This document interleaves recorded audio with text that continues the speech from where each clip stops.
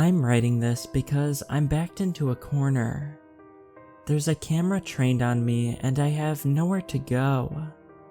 If anyone ever reads this, know that there's something evil going on in Port Leland. I don't know what, and I'm scared that I won't live long enough to find out. I'm sitting here helpless, a missing poster trembling in my hand as I write this with the other. The only thing I can do is leave this behind in the hopes that someone can finish what I never meant to start. I'll go through what happened in as much detail as I remember, so someone can make sense of this. I live in a small town called Port Leland in northern Canada.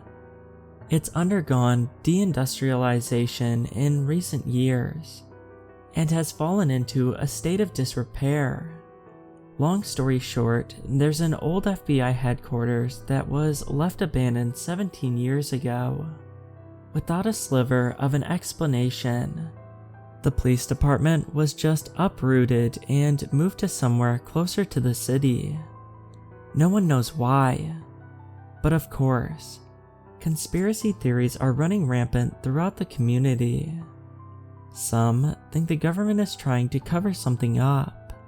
Nothing new has been built on the site, and where better to hide top secret information than in an abandoned FBI building in a totally inconspicuous little town.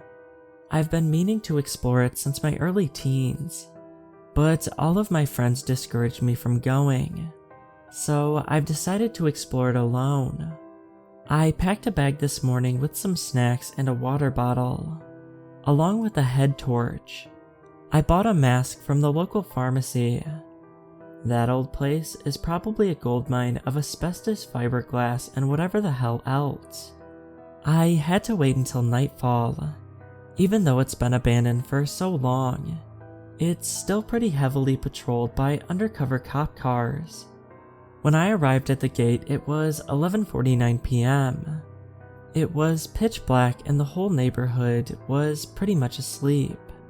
The cop cars that patrolled this place took shifts, and I observed that I had about a half hour before the next one came. There was a weakness in the wire gate close to the bottom, so I pulled it up and pushed my backpack through. I crawled through the gap, the wire scratching at my clothes, but I managed to fit through. Being a petite woman has its perks. There's about a kilometer of dense forest surrounding the place, which I had to navigate. I waited until I was pretty far in to turn on my head torch, just in case there were still cops around. The base should be just a straight line from there, so I trudged on. The night I chose was particularly dark, so I didn't have to worry about anyone seeing me going into the forest. It gets super dark here super early in winter, which was perfect for my purpose. I couldn't help but notice how quiet it was in these woods. I hadn't heard an owl or the footsteps of a badger slinking away from me as I walked. No cicadas, no crickets, nothing. The rest of the town was alive with wildlife at night, but this place had a kind of deafening silence about it. After walking on through the stretch of woodland for about 5 minutes, I was stopped in my tracks. As I placed my foot down ahead of me, I heard a sickening squelch, followed by an unpleasant crunch. I recoiled in horror, immediately pulling my foot away and stumbling back. It was a dead animal. Willing myself to look closer, I discovered it was the rotting corpse of a fox. The smell was putrid, unlike anything I'd ever smelled before. It smelled like death, with the suffocating chemical smell hanging thick in the air. That's when I realized it had no head.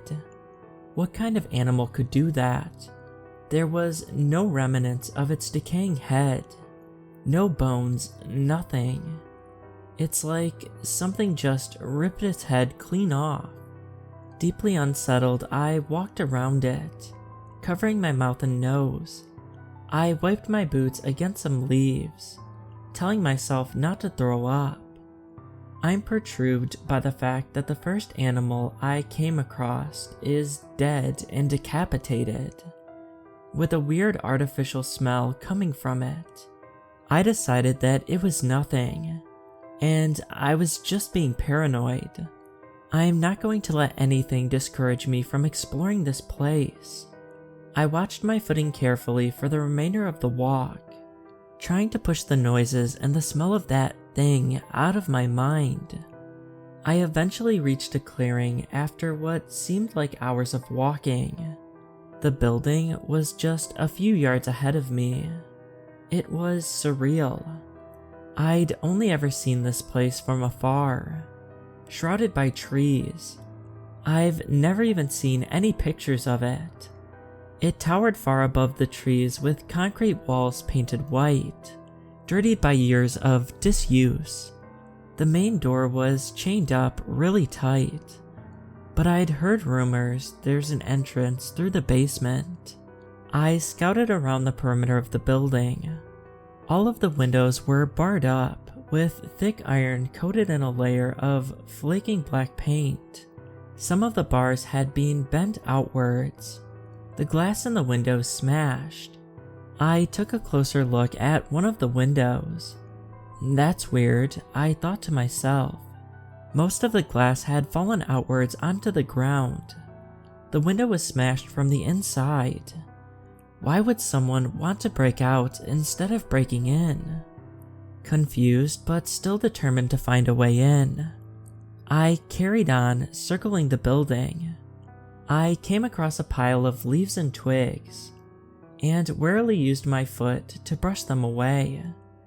This revealed a hatch that I can only assume led to the basement. I brushed away the remaining leaves with my hands. It was worn and made of wood, with a small chain holding the handles together. It was thin and very corroded, so I began searching for a large rock to break it. I found one before putting on my mask and taking a deep breath in. I pinned one side of the chain down with one of my hands, while I raised the rock above my head with the other, trying to target a weakness in the chain. I brought the rock down as hard as I could. The chain broke with a clatter. The impact from the rock had made a small hole in the hollow wood of the hatch. I wondered how much of this place was still intact. I carefully opened the door, my eyes doing one last sweep of the perimeter before I went in. Holding on tight to the edges of the hatch, I started to descend the rickety wooden staircase. Suddenly, the stairway gave in with a creak, sending me tumbling down to the ground. Plumes of dust flying into the air, filling my eyes, nose, and mouth. There was a pain shooting through my calf. I rubbed my eyes, desperately trying to see through the fog. I brought my knee up to my chest, and there was a huge splinter sticking out of my calf. A pool of blood was quickly saturating my trousers. I looked up at the opening. It was about 10 steps down, and it would be near impossible for me to climb up there even without the splinter. I gritted my teeth, debating whether or not to pull it out. Having an open wound in a place like this is hardly a smart choice, but the intense burning continued throughout my leg. There's no way I could go home and bandage it up without going into the building. I decided to carry on. After all, I'm not going to let something stop me from exploring this place. I pulled myself up on one of the stairs that still remained intact. I stood there hunched over for a moment, taking a deep breath in before continuing. I adjusted my head torch and began to navigate my surroundings. The basement is just rows upon rows of shelves, like the storeroom of a museum or an evidence locker. There were stacks of disintegrating cardboard boxes full of faded paperwork. Everything was coated in a blanket of dust. The pain in my leg began to subside as I made my way through the labyrinth of shelves. There is something thrilling about imagining something lurking in the shadows, playing a kind of cat and mouse game with an unknown entity. Adrenaline is what I live on. Most of the labels on the boxes were yellow and faded. The cardboard was being eaten away by little critters. The paperwork stacked in them is unintelligible police jargon. The beam of my head torch was illuminating the dust hanging thick ahead of me. I weaved my way through the shelves up to a staircase leading up to the first floor.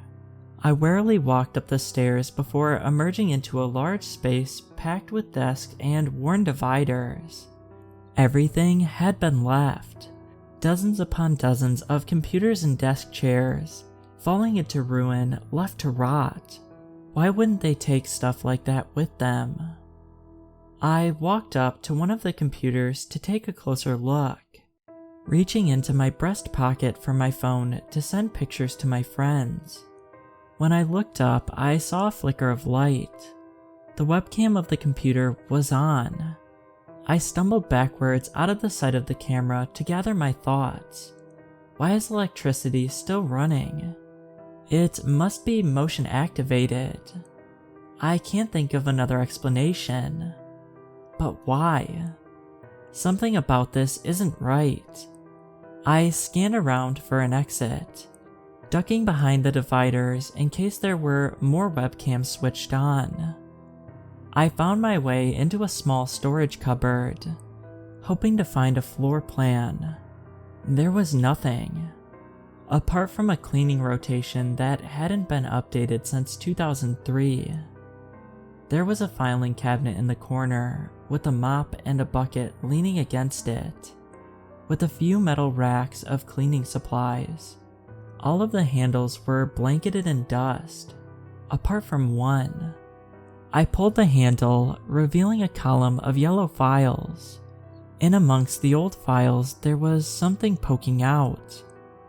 It was bright red, and I immediately was drawn to it. I pulled it out. It was an envelope. There was no name or address on the outside. I carefully opened it to reveal a sheet of paper inside. I grabbed the top and began pulling it out. The word missing was emblazoned in black ink at the top. I continued pulling. That's weird, it's dated today. I pulled it up even further to reveal a picture. I felt my heart leap in my throat, my mind becoming hazy with thoughts flying past too quickly for me to catch. I took a step back in pure horror. I was snapped out of my daze by a small mechanical clicking noise. My eyes were drawn up to the corner of the ceiling. A security camera was rotating, focusing in with a blinking red light. I backed against the wall and stared at the missing poster in disbelief. My blood ran cold. The picture, it's me.